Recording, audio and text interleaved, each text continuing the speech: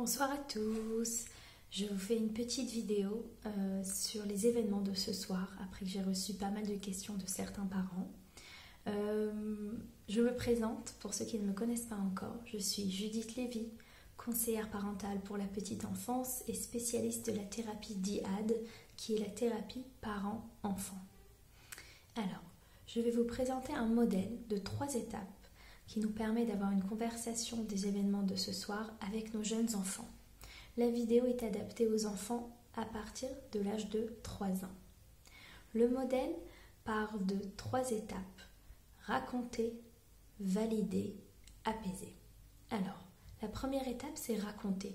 Donc, on va raconter la vérité à notre enfant en évidemment adapter les mots qu'on va utiliser à sa capacité de comprendre, à son âge, à son tempérament et à sa personnalité. Si vous savez que vous avez un enfant qui est relativement sensible, évitez de lui donner trop de détails qui peuvent l'effrayer.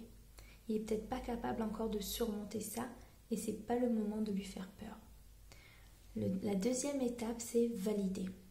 Nous allons permettre à nos enfants de parler de leurs sentiments qui évoquent dans cette situation. Ça peut être des sentiments comme la peur, comme la colère ou la frustration ou la tristesse. Mais ça peut être même parfois des sentiments un peu surprenants comme de l'indifférence ou même de la joie. Il y a même des enfants qui étaient peut-être contents de courir dans la Miklatim. C'était peut-être nouveau pour eux.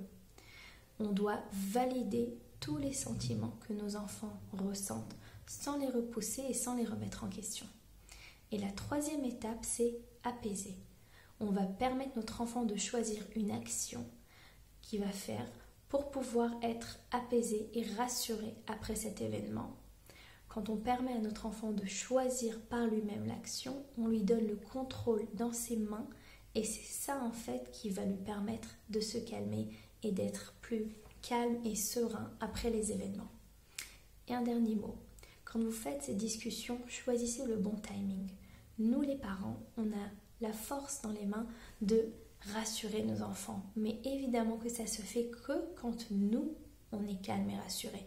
Donc permettez-vous de trouver le moment qui vous convient le plus pour pouvoir effectivement apaiser et rassurer vos enfants. À très bientôt, Judith Lévy. Bessorot Tovot.